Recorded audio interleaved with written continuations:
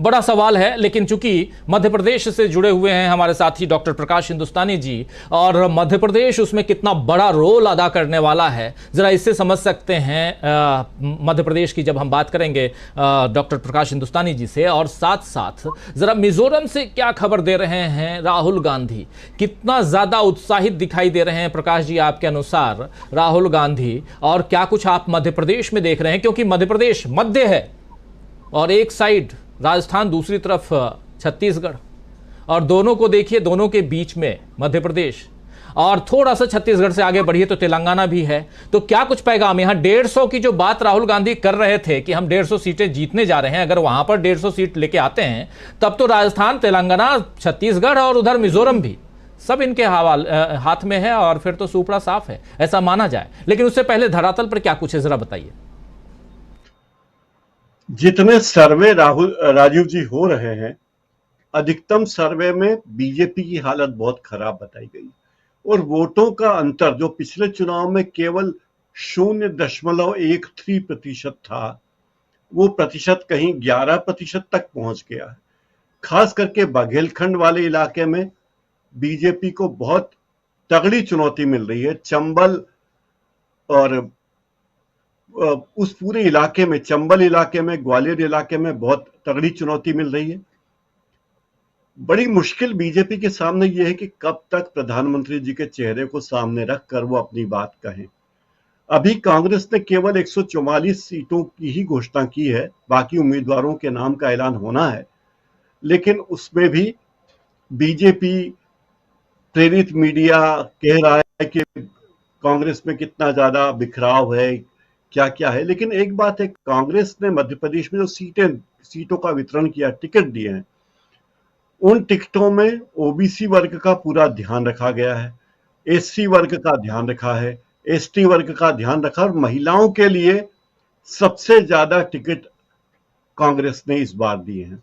कांग्रेस की महिला उम्मीदवार सामने है।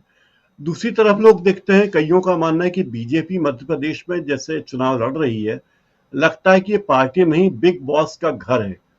जैसे बिग बॉस के घर में सभी लोग होते हैं, चोर भी उसमें होते हैं, अपराधी भी होते हैं, हत्यारे भी होते हैं, जो कोई सजायाफ्ता है, कोई कहीं से छूट के आया है, कोई आपराधिक मामले में है।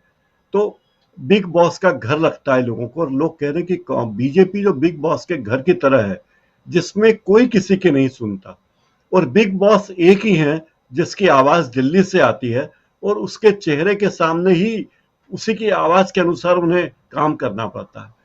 बिग बॉस में जो जिन लोगों ने देखा होगा वो जानते हैं कि बिग बॉस आदेश देता है दो लोगों को कि आप उसके खिलाफ षड्यंत्र करो, और वैसा षड्यंत्र होने लगता है। ये सारी चीजें लोग महसूस करते हैं, इसीलिए इस तरह की उपमा दी जा रही है। मिजोरम के बारे में राहुल गांधी ने जो बात की है, जिस तरह वो गए हैं, एक अच्छा संदेश जाता है। इस तरह की यात्राएं तो प्रधानमंत्री को और गृह मंत्री को करनी चाहिए, और लोगों से खुलकर मिलना चाहिए, बगैर सुरक्षा के, बगैर भोजन भंडारे के, बगैर होटल का खाना मंगवाए किसी घर में जाने का नाटक किए, सीधे सीधे लोगों से मिल लेना चाहिए। कोई जरूरी नहीं कि आप किसी के घर जाएं और होटल का खाना मंगवा के उसके घर में खाएं, ये बहुत ही ठीक बात नहीं लगती। लेकिन जिस तरह से कांग्रेस में एकता नजर आ रही है, लोगों ने, कांग्रेस के नेताओं ने एक छत्र नेता मान लिया कमलनाथ को मध्य प्रदेश में, उससे बीजेपी को खतरा महसूस हो रहा है कि जो कांग्रेस पिछले चुनाव में 3 नेताओं को लेकर आई थी, इस चुनाव में वो एक इकलौते नेता को लेकर आई है, तो क्या हाल होगा। और दूसरी तरफ बीजेपी 8 मुख्यमंत्री मैदान में खड़ा किए हुए है, तो उन 8 उम्मीदवारों का क्या होगा। उसमें से एक उम्मीदवार तो आज आशाराम बापू के आश्रम में भी गए, और वहां उन्होंने गाना गाया, ये बंधन तो प्यार का बंधन है, कैलाश विजयवर्गीय जी। तो अब ये समझ में नहीं आता कि ये बंधन, प्यार का बंधन किसका है, क्या आशाराम बापू का और बीजेपी का बंधन है, या किसका बंधन है। तो बड़ी विचित्र बातें हो रही है। मनोरंजन के पूरे क्षण मौजूद हैं यहाँ, क्योंकि जिस तरह की के हालात हैं। दूसरी बात, ये कमलनाथ हमेशा कहते हैं कि मध्य प्रदेश के मुख्यमंत्री शिवराज सिंह चौहान कलाकार हैं, वो राजनीतिज्ञ नहीं है। तो इसीलिए उन्होंने कलाकार के सामने कलाकार को, टीवी सीरियल के कलाकार को खड़ा कर दिया है, जिन्होंने बजरंगबली की भूमिका निभाई थी। तो अब कलाकार के सामने कलाकार है, और नेता जनता के बीच में हैं। मिजोरम में, मणिपुर में थे इसके पहले, और मध्य प्रदेश में भी थे। अभी तो ये झांकी है, मुझे लगता है मुख्य खेल अभी बाकी है राजीव जी। जब असल में भारत जोड़ो यात्रा शुरू हो जाएगी, पार्ट 2, असल में भारत जोड़ो यात्रा एक बार अगर औपचारिक रूप से शुरू हो गई, तब जो माहौल बनेगा उसकी कल्पना अभी नहीं की जा सकती, लेकिन बाद में पता चलेगा कि उसका है कि वो ऐसी कोई चुनावी रणनीति नहीं बनाती। कांग्रेस कहते कि हम लोगों के साथ हैं, लोगों के साथ रहेंगे और लोगों की बात करते रहेंगे।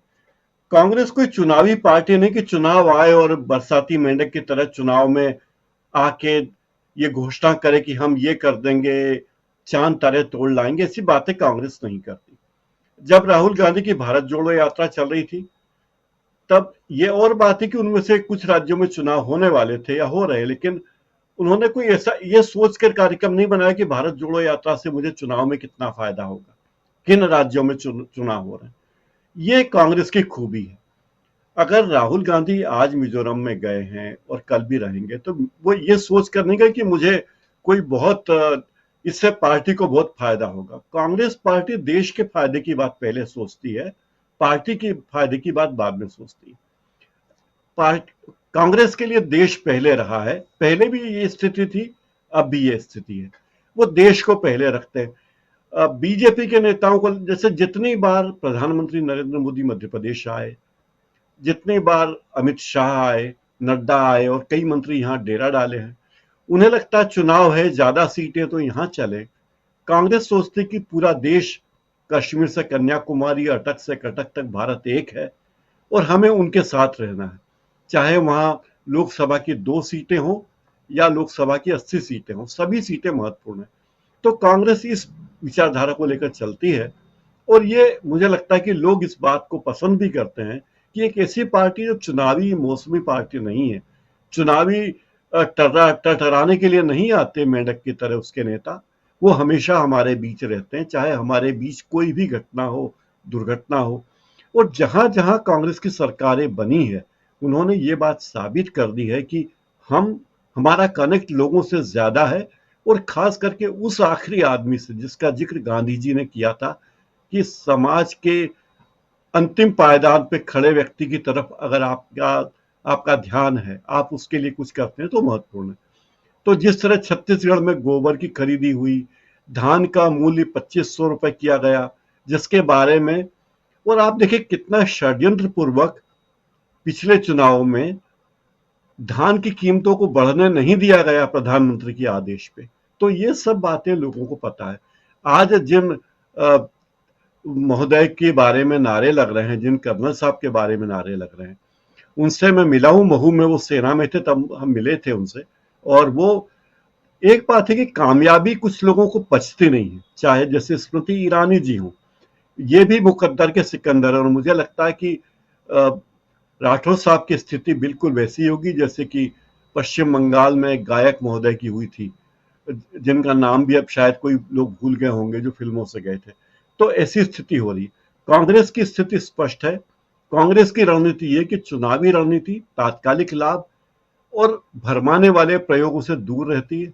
जो करना है, लोगों का हित करना है, लोगों के साथ रहेंगे तो लोग उनके साथ रहेंगे, ये बात कांग्रेस मानती है। और कांग्रेस का लक्ष्य है कि समाज के अंतिम व्यक्ति को फायदा पहुंचाना, ना कि कुछ ही व्यक्तियों को, कुछ ही उद्योगपतियों को फायदा पहुंचाना।